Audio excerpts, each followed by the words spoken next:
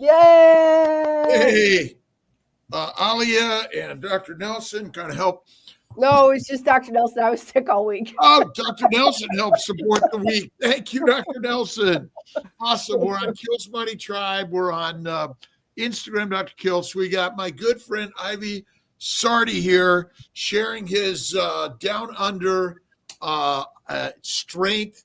And Dr. Nelson again is here. Thank you for being here all.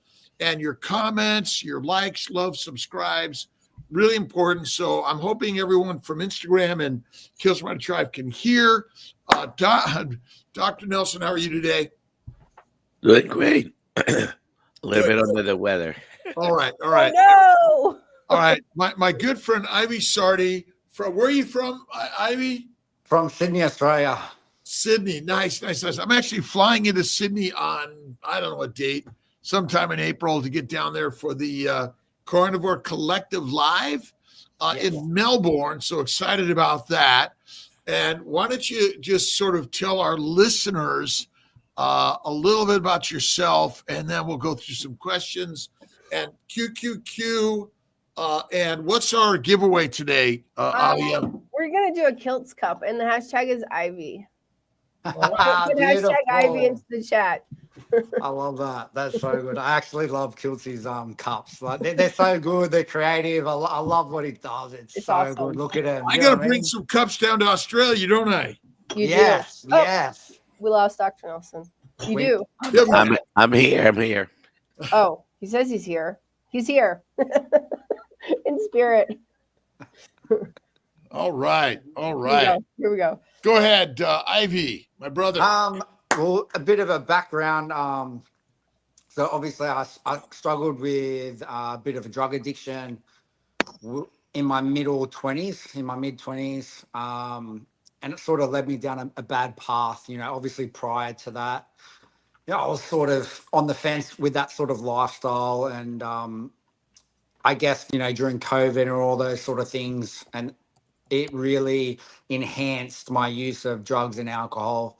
And it really, really put me in a bad place mentally, physically, spiritually, around the wrong people, surroundings and environments. And, before I knew it, I was addicted to drugs. I was taking drugs every day of my life. It was just so normal for me to consume them, and I didn't even realize, time flew by for me when I was consuming these substances.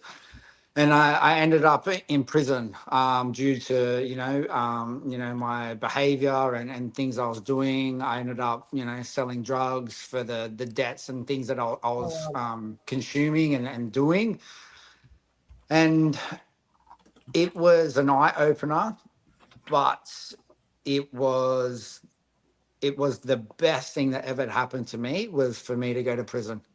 It was something that needed to happen. And it was the second chance that I got to really change my life and then change other people's lives as well. So since then, the journey really began, my self-journey, my self-healing journey, my new awakening, and that second chance to life started in prison for me, looking after myself, being healthy again, starting to really understand, nutrition. Prior to that, in my early teens, I was always into sport and nutrition and health. So it was always a part of me, but I lost my way, So when I come out of prison, I was in such I was unbreakable. My mindset, I was just so determined to fix myself, heal myself, help others. And I just wanted to continue on how I was living in jail. I was living super healthy diet in there with what I could do. I was training again, just basic movement, body weight stuff. And that just put me in such a great, it propelled me in a great way. Just doing the basic necessity of movement and nutrition, it really helped me mentally and to keep going as well. then I continued on with my studying prior to doing all these bad things. I continued on studying with my nutrition course and my personal training courses and things like that. So I ended up finishing that. But in saying that, I've always been very interested in parasites. It was just something that I was very intrigued about, the way the human body got parasites, the way we got sick, why people are getting diseases at such a young age. So I dived really deep into that side and started really looking at ancestral living, tribal living, Aboriginals, Native Americans. I started really looking into the tribal aspect, and it led me down a really, really deep path of parasites, cleansing, eating only organs and meats. And that's where this journey really flourished without me really consciously saying, hey, I'm going to be a carnivore. It just, everything started making sense. It started joining the dots. And I was like, this is the way we should be living and thriving. So I just unconsciously just started to eat meat. And without knowing this carnivore, lifestyle, I just kept doing it because I was like, this makes sense. This is how it should be, and this is making me feel good already. And I just continued on, and that's the long short story. And what got you inspired to share this on social media and tell your story? Because it can't be easy to tell that story. The biggest thing I learned was my story can help so many people, but it only takes you to make one video, and only one person needs to see that, and that can help them, whether it's their mindset, drug addiction, nutrition, a little bit of motivation, something that they're dealing with. It only takes that video, one person to see that, and that can change someone's life. And I've seen it multiple times. And that really dug deep with me, because it's, when people post videos, they want to make sure it's perfect. They want to make sure it all looks aesthetic and it's well presented. I got past that and I said, it doesn't matter what the video or anything. It's not about me anymore. It's about the people out there, the listeners, the followers. This story, this content could be that pivotal moment for someone. All I got to do is make it and post it. It's not about me anymore. Love it. Drug addiction. Why are we there? I mean, between alcohol and marijuana, tobacco, and then other illegal, illicit drugs, are there other addictions, do you think, that are leading to so much sickness that maybe we're not talking about? Yes, it would be sugar. I have seen sugar have similar or identical effects like someone from cocaine or MDMA or an illicit drug like that. The behavior, the withdrawals, the thinking, the things that it can do, is very identical to behaviors, and mind process and thoughts and their mindset. They're very similar. From someone who's been addicted to cocaine and MDMA, that has also come from eating in our typical food pyramid and consuming sugars and eliminating sugars as well. That withdrawal process, and I have seen in my clients as well, can be the exact same effects of someone coming off cocaine. That's crazy. That's crazy. Mm-hmm. And how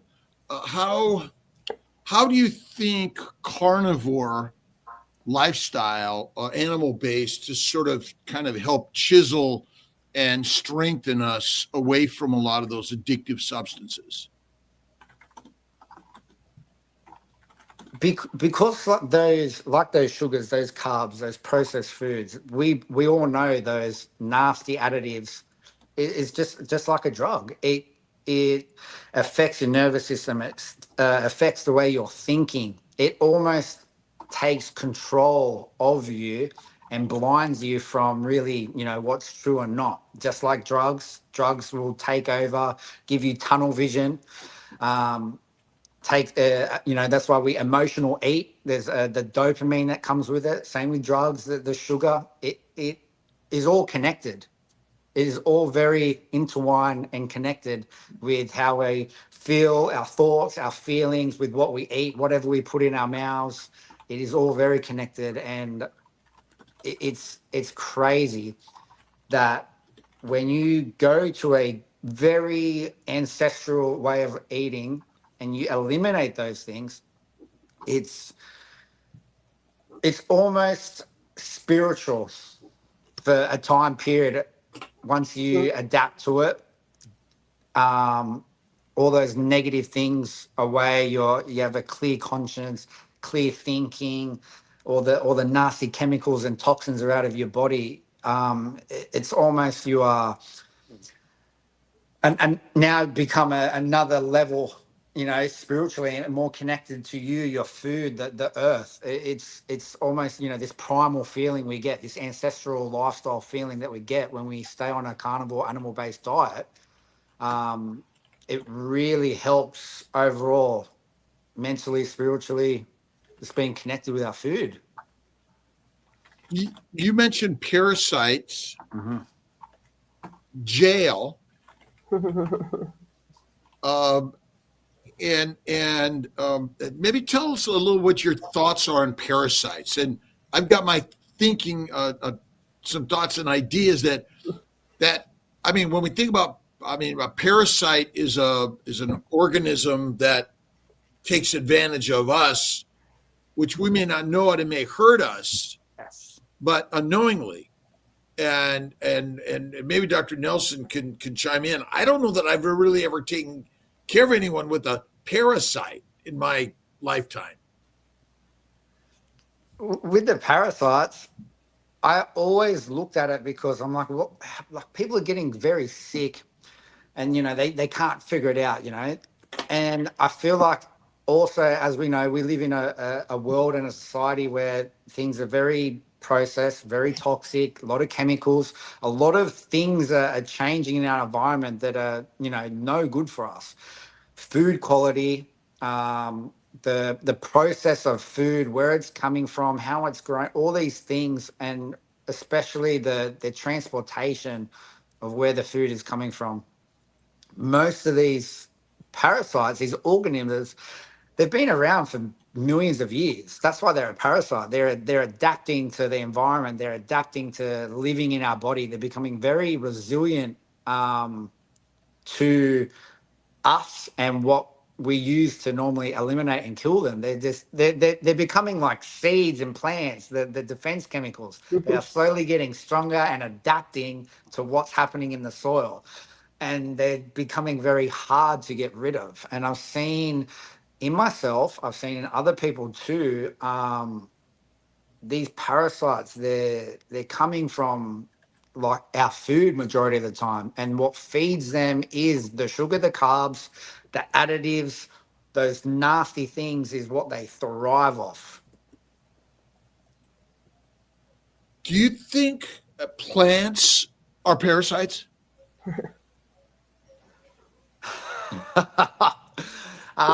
Yes, in a way, yes. Yes. I mean, when in essence, when we die, even before that, are they growing out of us? And do those roots seek the our fertilizer nature, right? We become their food.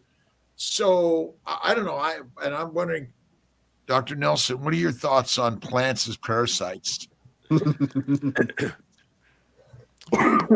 I think all I think all gut flora basically qualifies as parasites, right? They grow in us, they live in us, they feed from our food. Now, some people will have symptoms more severe than others, but they are living in our intestinal flora. And Mm, sometimes we identify some of them more as a pathogen than mm, others. So pretty much anything that is living within our flora is a parasite, even if we think of it It's as a good. benign yeah. organism. And a seed in our gut may pass out, and our poop becomes its fertilizer to help it grow. But if it's within us, and we know that we have reactions to plants, and let's see, heroin, cocaine, marijuana, nicotine, caffeine are highly addictive plant products. Yes. And I'm just wondering if, in fact, our consumption of plants sets us up for an addictive lifestyle Mm, that we've sort of defined. Some are illegal and you got to go to jail, and some are okay, right? Like tobacco, you're not likely going to go to jail over it, but you may end up in the coffin yeah. over it anyway, right?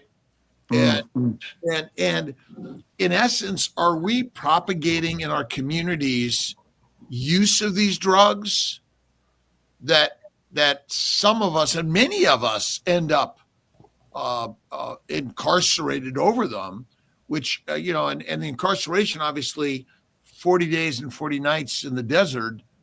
I'm imagining you either thrive and survive or you die. Mm. Maybe you could tell us a little bit about your experience and how being in jail and having a focus on your health and wellness, and then wanting to share with others how that changed your life. Mm.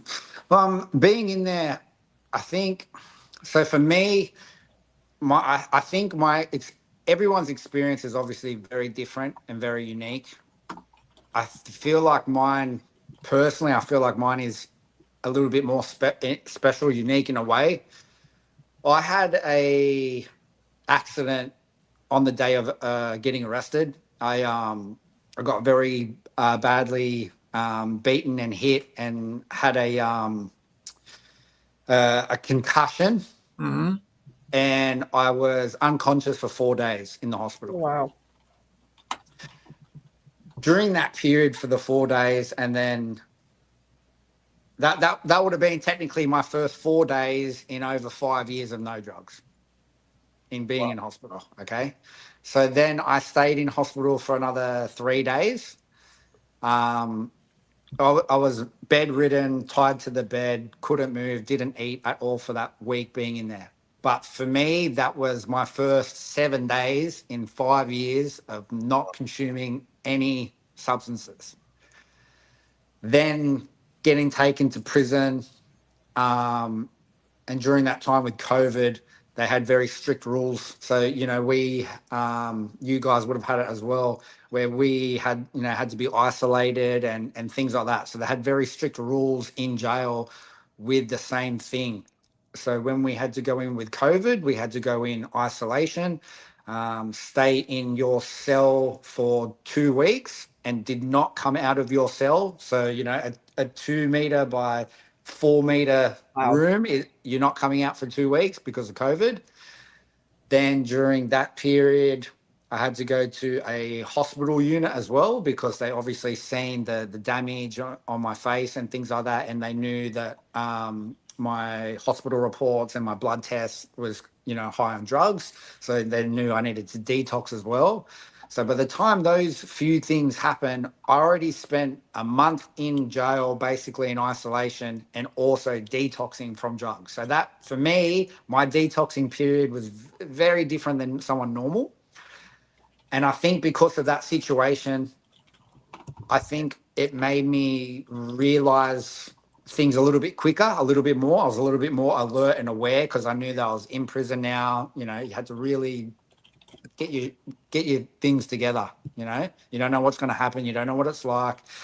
You got to really switch on now. And I think by the end of that first month in isolation, I got moved to another little cell, and I had a little glass mirror on my wall about that big, and that was the first time I got to see myself sober in Oh, in 5 6 years.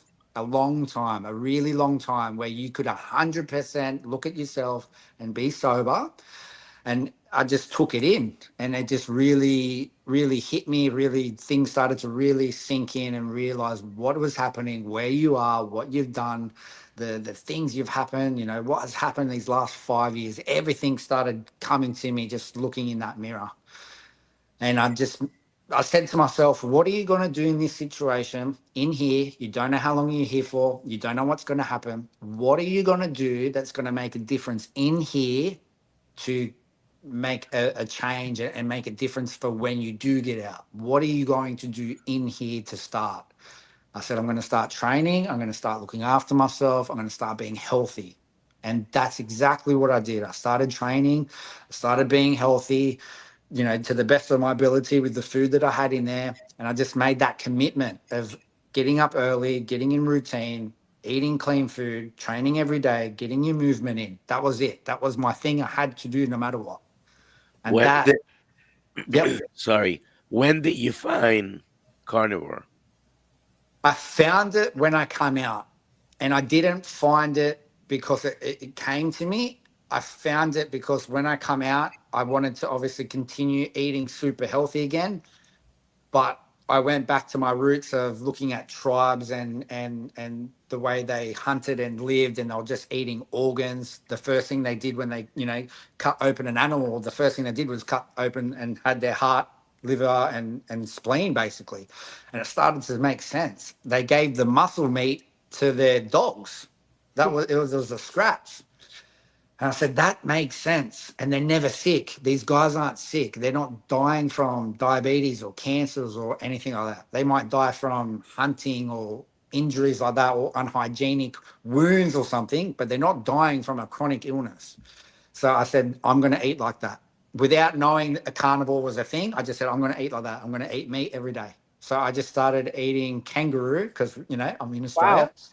I just started eating kangaroo, breakfast, lunch, and dinner without thinking of anything. And I just stuck to that. And without knowingly doing it, I didn't go through, any withdrawals from sugars or carbs. I think because at the time my mindset was it was unbreakable. Like I said, I was just 100% determined at that time. And I just said, I'm just eating meat. And before you know it, a year went by, a year and a half went by. And it's just like nothing now. Awesome. Can I ask this question? Yep. It's from Jonathan, Carnivore Muscle. What key advice would you give to someone dealing with addictive behaviors? The biggest thing I would look at would be your environment. So obviously people you surround yourself with, finding out when you're getting those cravings in whatever shape or form it is, trying to break down what is happening prior. So I call it mind mapping. So find out, is it because you're at a certain place, something's triggered you, your emotions during that day. It's making a journal of how you've been feeling that day. Where did you go? Did something happen to trigger that? And you can break down patterns. Obviously, your friends, your environment is a huge factor. Not only that, now because most of us are on social media, what we visually see is the same thing as environment. Your friends, what you see on your phone, what you keep hearing and seeing, you absorb it. Mm-hmm. Okay, so if you're absorbing a lot of negative energy or a lot of these things on your socials, you become a byproduct of it. So definitely what you consume and changing your routine, your daily routine, that will give you instant change. Okay, so waking up early, getting in a good routine, a night routine, a bed routine, morning routine, structure in your life. These very basic things that we get taught as a young age, it is very useful in this sort of environment that I've noticed. The biggest thing is obviously having another support network system as well. So for me, I was going to NA meetings and things like that. those help you a lot, because now you're going to surround yourself with people that are in the same situation, and you're going to hear and share your story, their story, and you will connect because you're going to hear someone else struggling and you're like, I feel like that.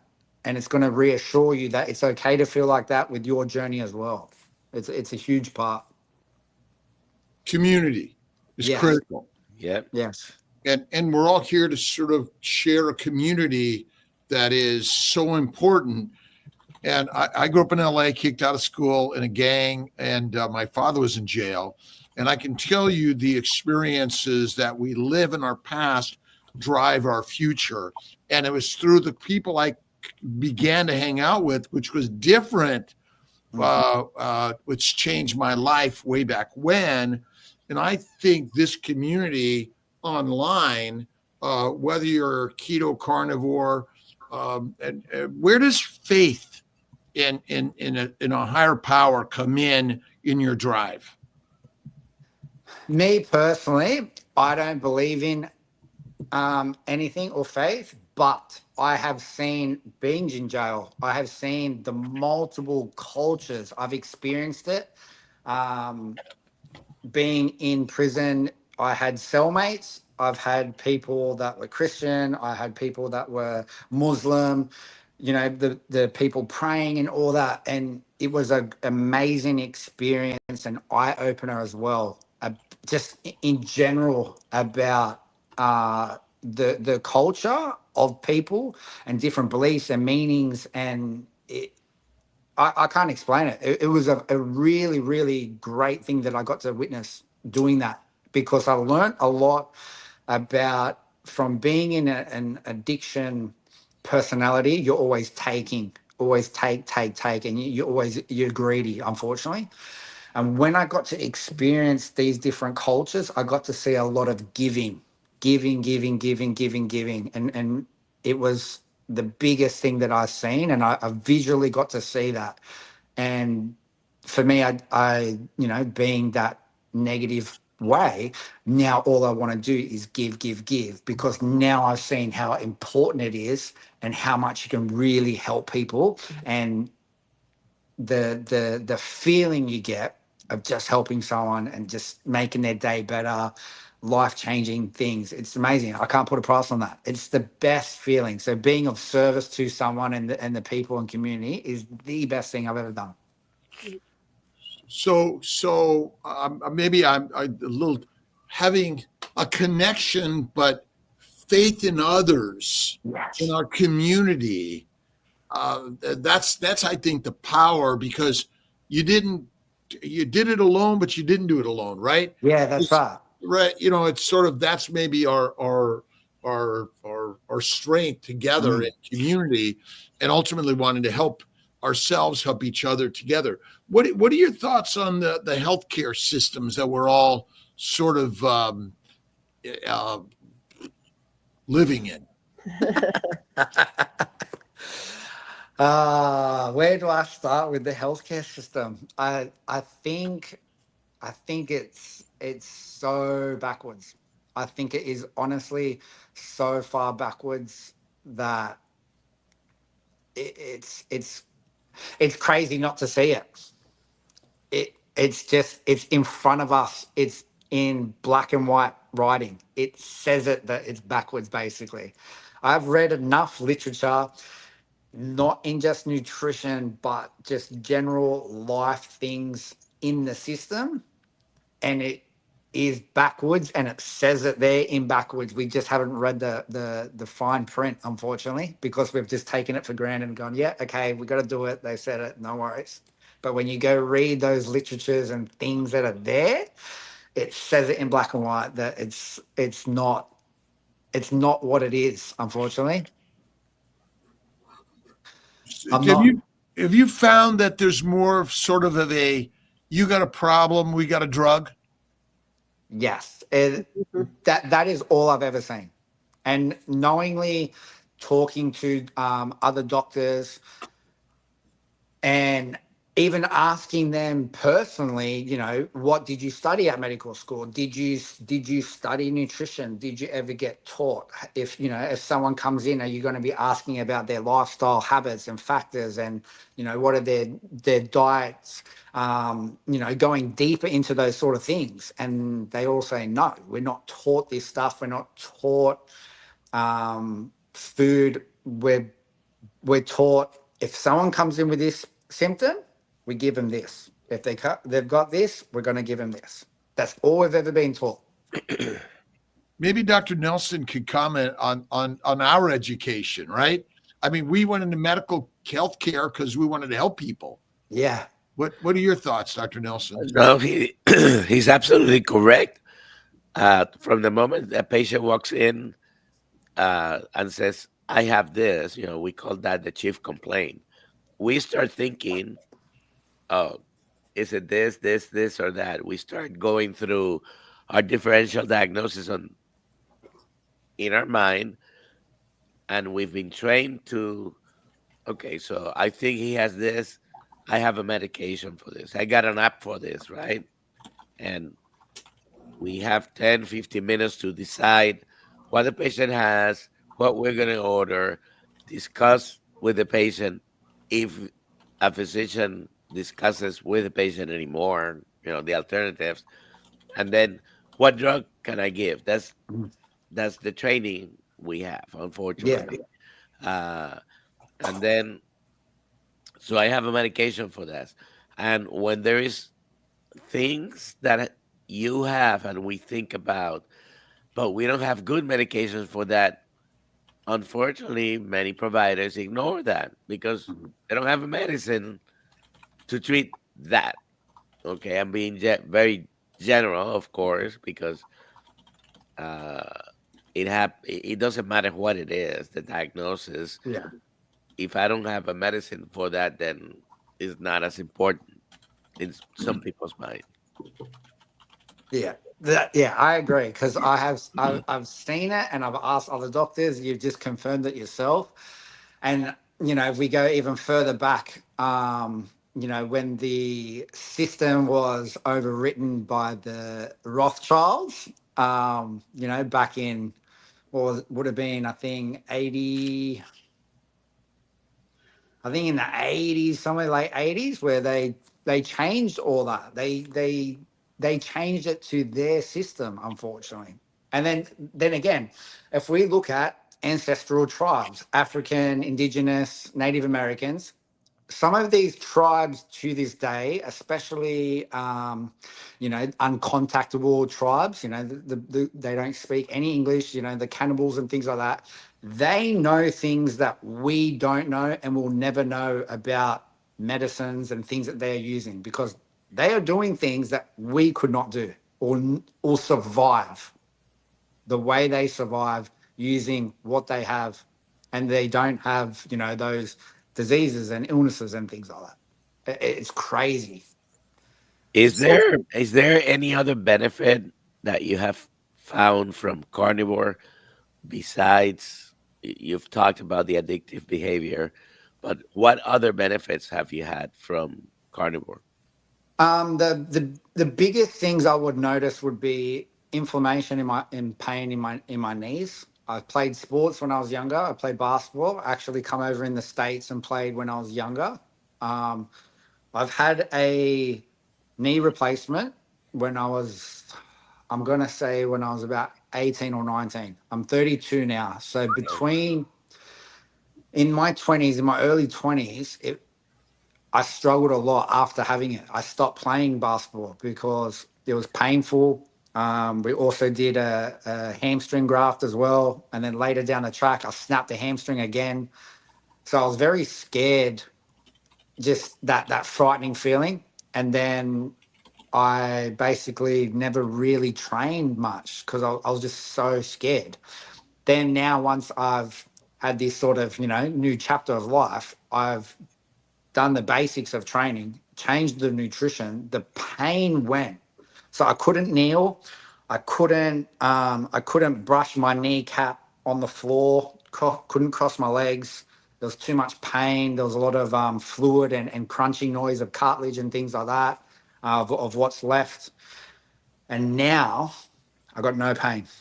I can sit, kneel, squat, jump, run, When do when everything. did, when did you notice that the pain went away? I'm going to say within a few months. And then I started really stepping up the training. And then I noticed the training. I was like, I'm weak, but there's no pain.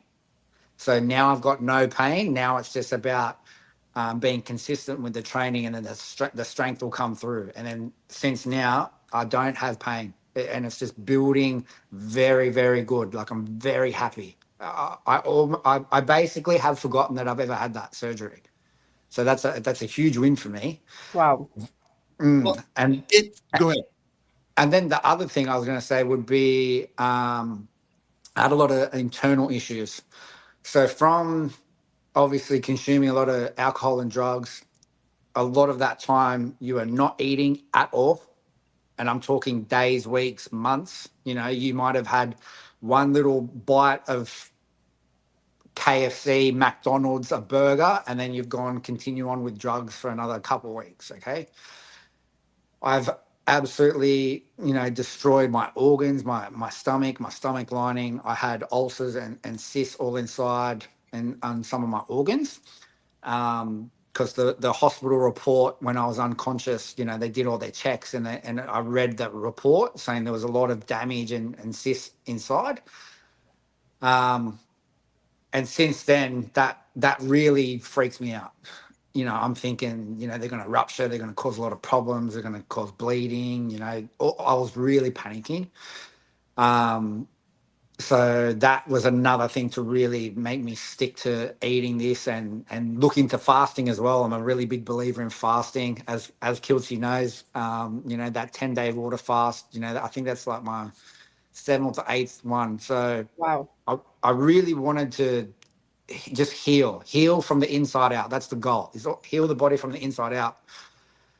And It's carnivore for all. yes. Carnivore and fasting combined, and we've got something magical. And when we were in training and practice early on, Dr. Nelson, we were trained to give out opiates and pain medications like candy, because we were written up if we allowed someone to be in pain. And so in some way, I imagine through your injuries and the use of these drugs, we contribute to the drug dependency. Yeah, absolutely.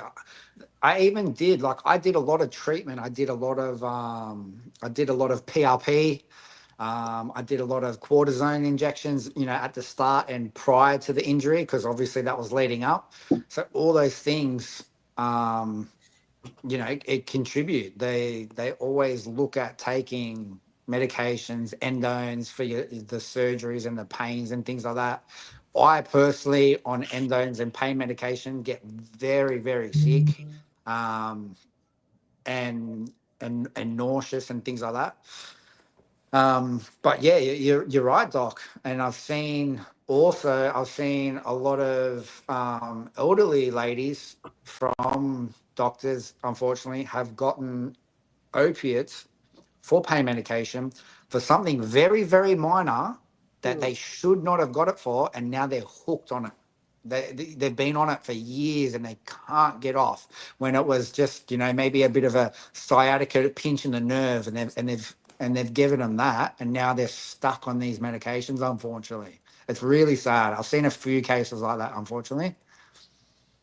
So is fasting, now I typically do 1 meal a day, 2 to 3 days of no food once a month, 5 to 7 days quarterly. Is fasting for all of us or only certain people? I believe it's for everyone. I absolutely believe it's for everyone.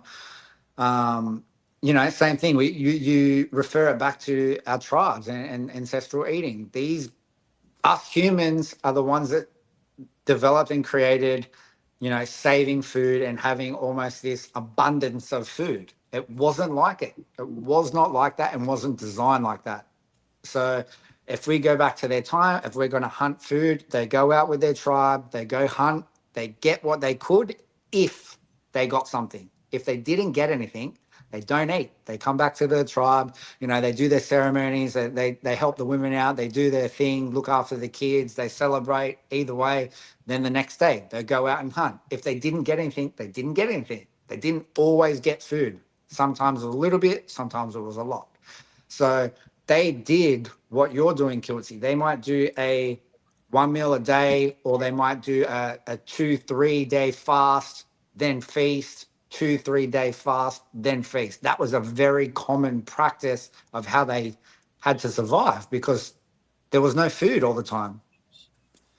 Yeah, Brooke J. Sands Instagram asked about optimization of prep for egg freezing. Is OMAD still good to do?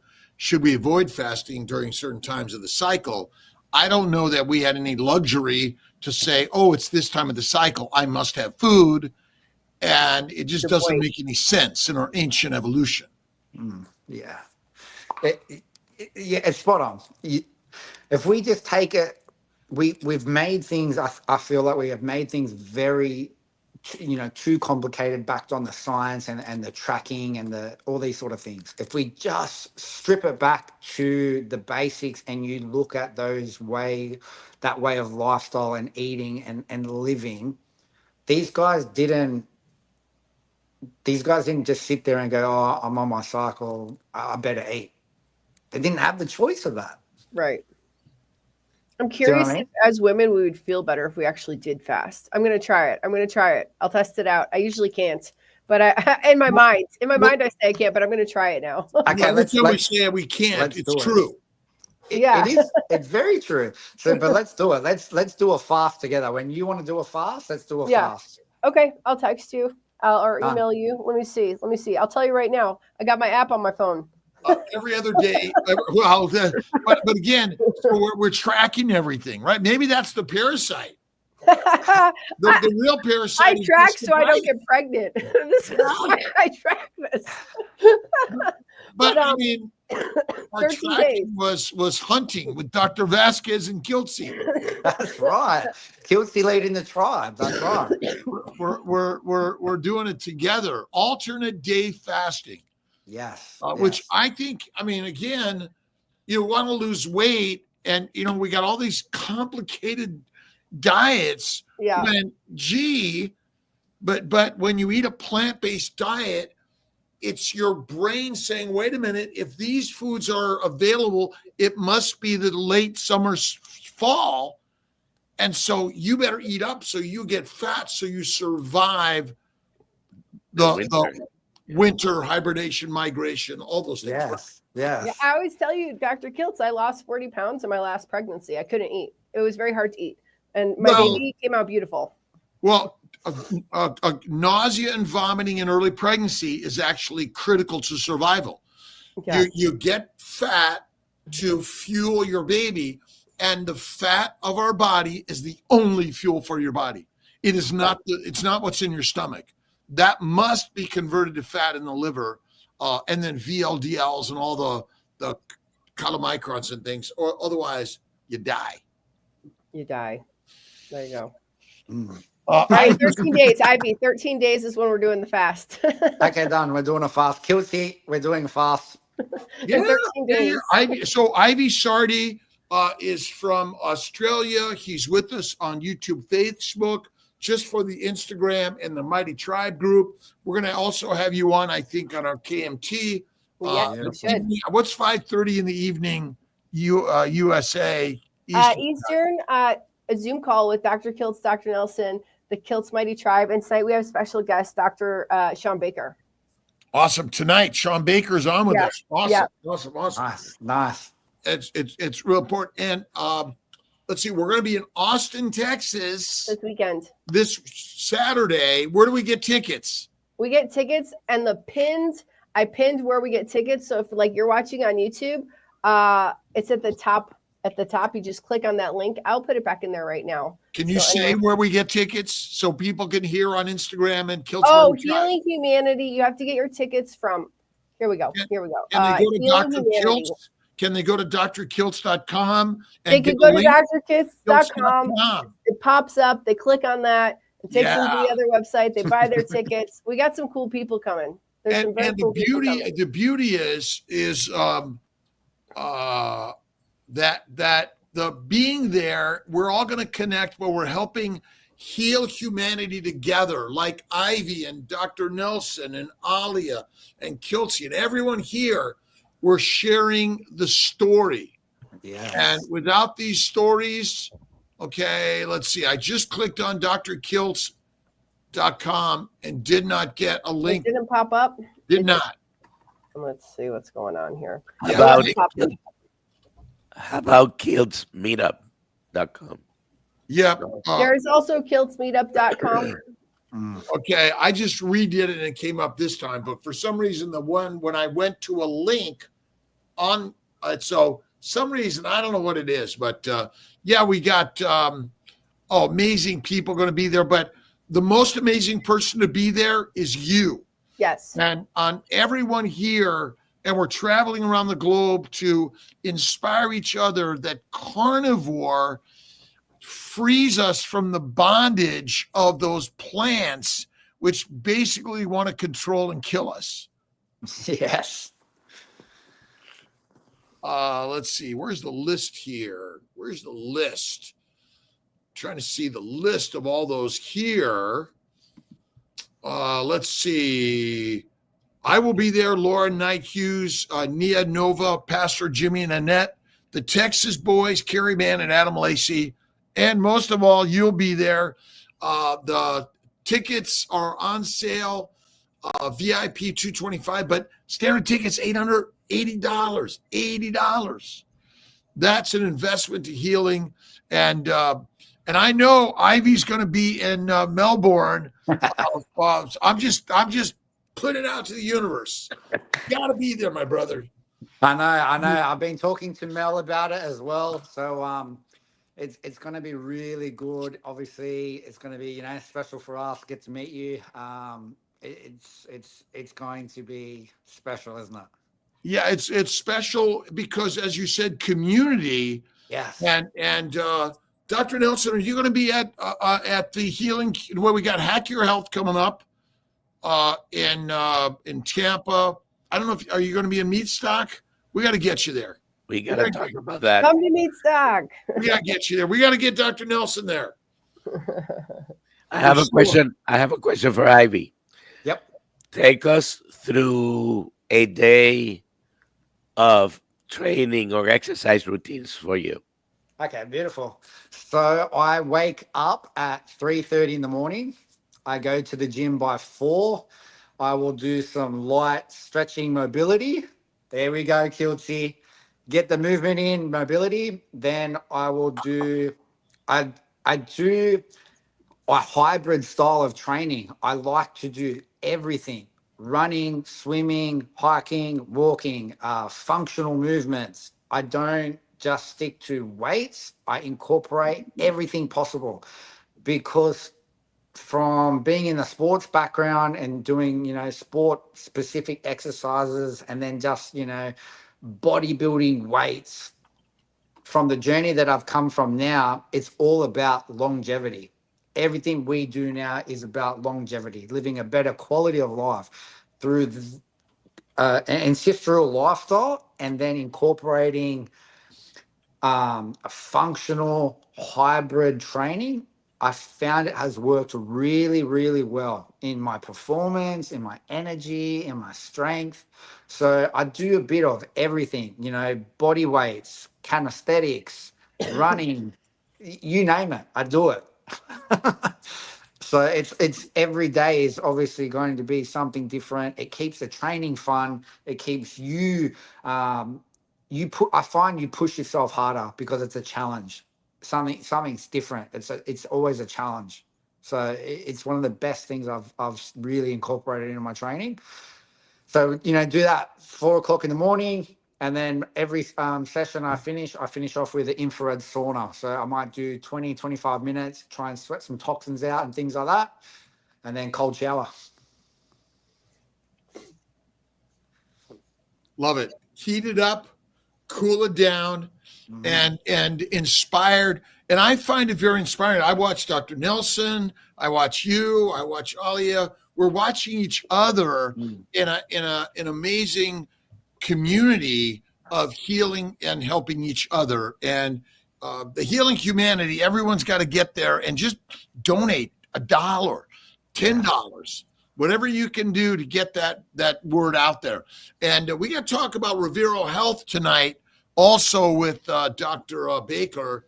And Dr. Nelson's joined us on Kiltz Mighty Tribe, helping sort of share the mission of metabolic health and wellness. So I'm really excited about that for all of us. What are the questions we have coming out from the chats? We have, where does Ivy buy his meat? I buy my meat from, I have different butchers here. So we obviously have, and the funny thing is enough, I have a lot of American ranchers messaging me saying, hey, we'll fly you over, come visit us. You can pick it. It's crazy. I'm getting a lot of love for you guys Americans. I might have to do a trip over there, I think. Oh, you have to. You have to. Well, Syracuse, when's our Syracuse event? September. So we're coming up with the date this week. We'll figure it out. We got to get all of our great brothers and sisters to share the story. But even if you can't be here physically, we have a spiritual connection all together. But absolutely, social media is quite radically amazing. It's powerful. It's amazing. And the biggest thing I always notice what you say, Kiltz, is the story, telling the story. Yeah. Just tell the story, and like I said, it just takes that one person to see it, and you can change some people's lives just telling your story. But with my meat, I get it from different butchers. I always mix it up because everyone has different variety. I have found some really good connections here in my hometown that I can get emu, camel, crocodile, venison. So I can get some really cool things.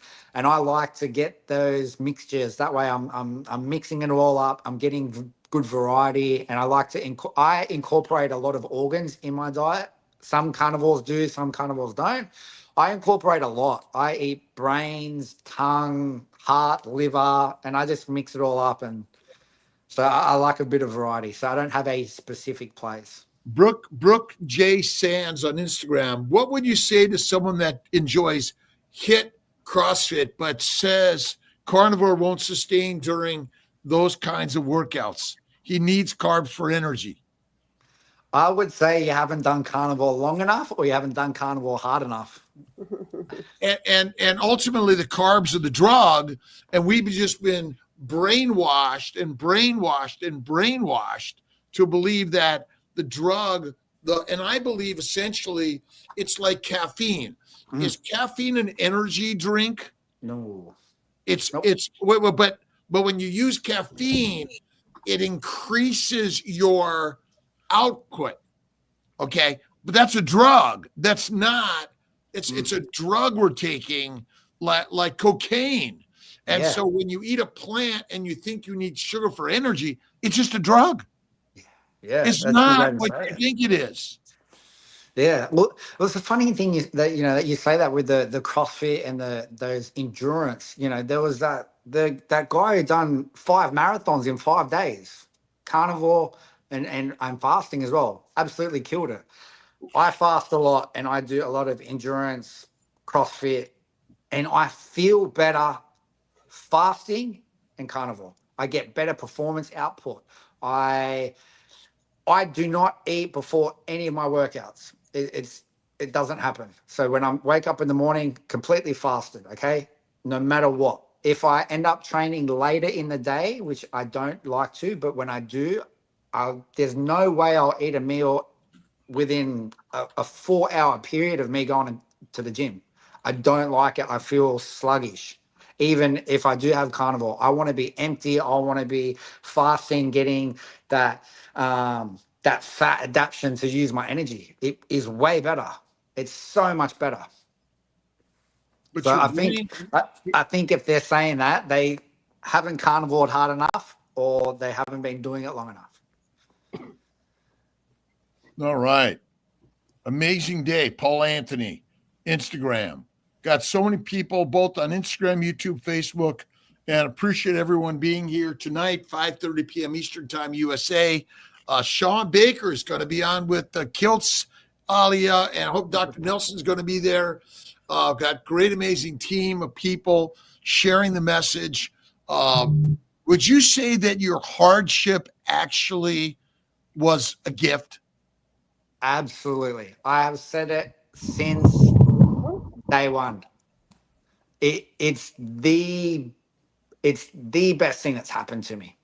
Even though I had to go through a traumatic experience and to deal with these things, it was the best thing to set me up for my journey now. No one, people have to go through the dark to get to the light, to show that out there. And that was my journey, unfortunately, but is the best thing that's ever happened to me. It was a blessing. Everything happens the way it's supposed to. Absolutely. Always.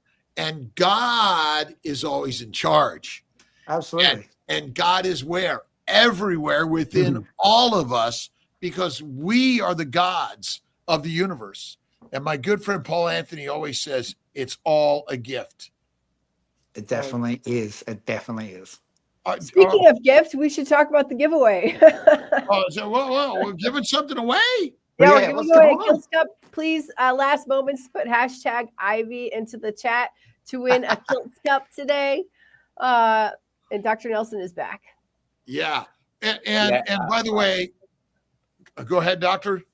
No, I was just going to say, is this a good energy source? Oh, that looks so good. I would eat it like that. Well, raw versus cooked. You want to comment on your thoughts? Oh, yes. I love raw. I eat raw, everything. When I try new food, when it's new organs, brains, heart, liver, spleen, kidney, I always eat them raw first because I want to know what it's like, the taste, the texture, if I'm in that primal gathering, hunting situation. Then I'll cook it and see what it's like. But I always try everything raw. I love eating meat raw. It's when you're eating raw meat with your bare hands and you're just ripping it apart, there's something about it. Are raw potatoes good for us? No, they're deadly. Super deadly. It's like a grenade. You just throw it It's away. like a grenade. Let's see. Ancestrally healed. What's your thoughts on blue? Now, I eat my meat either raw or black and blue. So that's my two. Raw, black, and blue. Yeah, raw and blue is perfect. There's nothing wrong with that. Yeah, it's the best.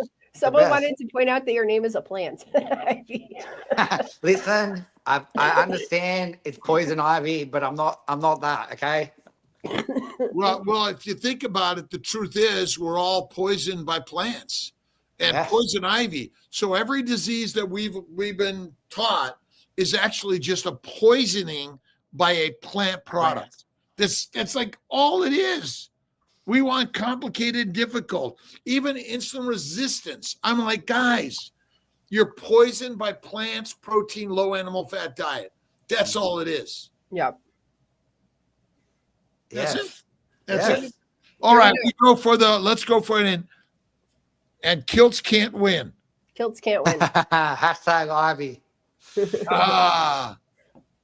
Woo! Sharon! Yay! Lovely Sharon won. Please email me. I'm putting the my email into the chat. Please email me. Alia at drkiltz.com. That's right.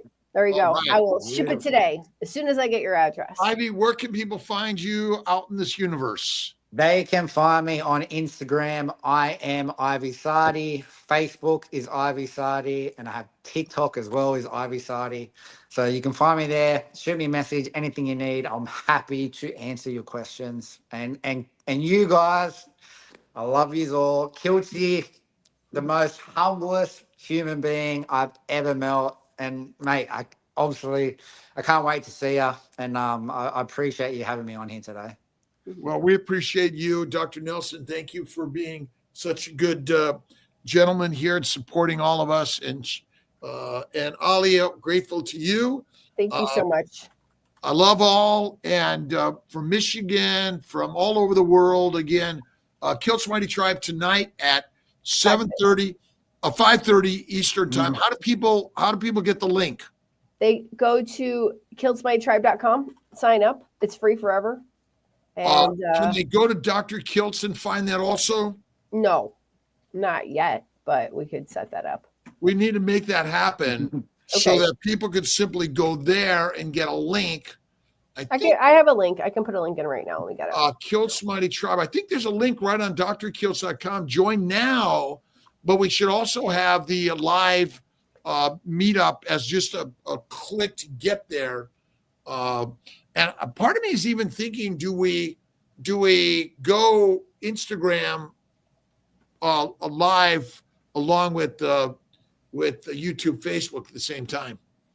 I don't know. No, because I like the fact that people need to be in the Zoom and communicate and not just watching. We need people in the Zoom communicating with us. Yeah. Communication is key for the community. I bet it's a way to invite people, because then they get to see, in order to, I got to go in there. Here's the clip. We put the link in there. That's true. Listen, you got to be open to everything. All right, everyone. Love you all. We'll see you tonight.